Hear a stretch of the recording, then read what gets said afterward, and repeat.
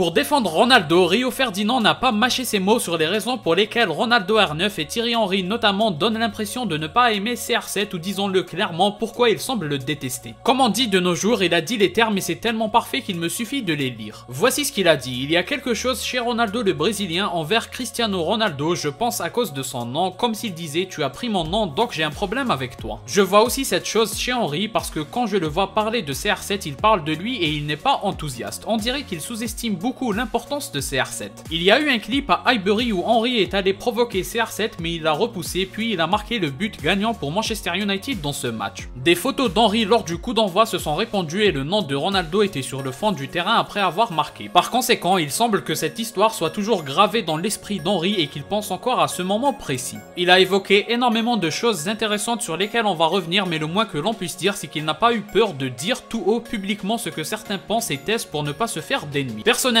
ce qu'il dit me paraît 100% vrai et ça devrait être le cas pour tout le monde parce que ce n'est pas très loin du factuel. D'abord, intéressons-nous à la première partie où il parle de R9, il faut se mettre à la place de Ronaldo le Brésilien et se dire durant la carrière de CR7 que chaque année qui passe, le nom de Ronaldo est de plus en plus associé au Portugais et non plus au Brésilien. Certains vont parler de football pur pour justifier que le Brésilien est le vrai Ronaldo, mais peu importe, d'une certaine façon, personne n'aurait imaginé que Ronaldo le Portugais allait écraser littéralement le Brésilien. Je ne parle pas de niveau, je parle de traces laissées dans le foot. Quand on parle Ligue des Champions, stats, titres, championnats, etc., eh bien il faut avouer que le nom de Ronaldo est omniprésent. À chaque fois il s'agit de CR7, souvent lorsqu'un média parle de records ou de faits footballistiques, le nom de Ronaldo est présent et dans la majorité des cas il s'agit de CR7, pas R9. Donc ce n'est pas vraiment un avis ou une histoire d'être pro CR7, c'est simplement une réalité qu'a gagné Ronaldo par la force de sa détermination et de son travail. Maintenant, en ce qui concerne l'argument Coupe du Monde, un jour il faudra se rendre à l'évidence que la performance du Brésil c'est de gagner une Coupe du Monde alors que la performance du Portugal c'est d'y participer et rien que ça. Ce n'est pas moi qui le dis, c'est un fait historique. C'est comme si Ronaldo était né algérien, grâce à lui on aurait joué toutes les Coupes du Monde et Coupes d'Afrique en faisant en plus bonne voire très bonne figuration, alors que sans lui, factuellement quand on y participe c'est un événement. Ça aurait été la réalité du Portugal si Ronaldo n'existait pas. Donc le fameux argument Coupe du Monde, il faut savoir le recontextualiser, comparer les Coupes du Monde d'un Portugais avec ceux d'un Brésilien, Argentin, Français, Allemand, etc. C'est vouloir organiser un duel entre un individu avec un bazooka et l'autre avec un simple couteau. Ou alors, si vous préférez une autre métaphore, ce serait une course dans laquelle le Portugais démarrait avec plusieurs centaines de mètres de retard. Effectivement, dans ce cas, c'est faisable, il peut réaliser un miracle, mais il faut avouer que c'est beaucoup plus compliqué pour lui que pour les autres. Enfin bref, maintenant en ce qui concerne la deuxième partie des arguments de Ferdinand et qui concerne directement Henry, personnellement je l'élargirai cet argument à tous les autres joueurs qui ont subi une défaite cuisante par Ronaldo. Sans oublier que la personnalité de CR7 ne l'aide pas parce qu'il est du genre à dire les choses, que ça se retourne positivement ou négativement sur lui à cause des médias, il est dit quand même. Donc cette fois-ci, si on se place du point de vue d'un champion comme Henry ou d'un entraîneur comme Wenger pour ne citer que, on constate que notre ego va avoir énormément de mal à accepter qu'un joueur avec un grand talent mais aussi un énorme travail a réussi à vous passer devant incontestablement. Et je trouve que Ferdinand réussit à l'exprimer parfaitement. Ils ne vont pas nier non plus ce qui est visible au monde entier, bien sûr qu'un Henry ne peut pas dire non plus que Ronaldo n'est pas meilleur que lui. Tout le monde le sait, donc ce serait ridicule de le dire, mais comme a dit Ferdinand, ça va manquer d'enthousiasme et de reconnaissance à la hauteur de ce que représente réellement le GOAT. Autrement dit, pour répondre à la question de départ en une seule et simple phrase, c'est effectivement une forme de jalousie qui mène à cette détestation. J'aimerais énormément avoir votre avis sur ce sujet dans les commentaires, donc lâchez-vous. Comme d'habitude, n'hésitez pas à mettre un like et à vous abonner pour ne rien rater. Partagez aussi la vidéo pour me soutenir. Moi je vous dis à la prochaine, portez-vous bien.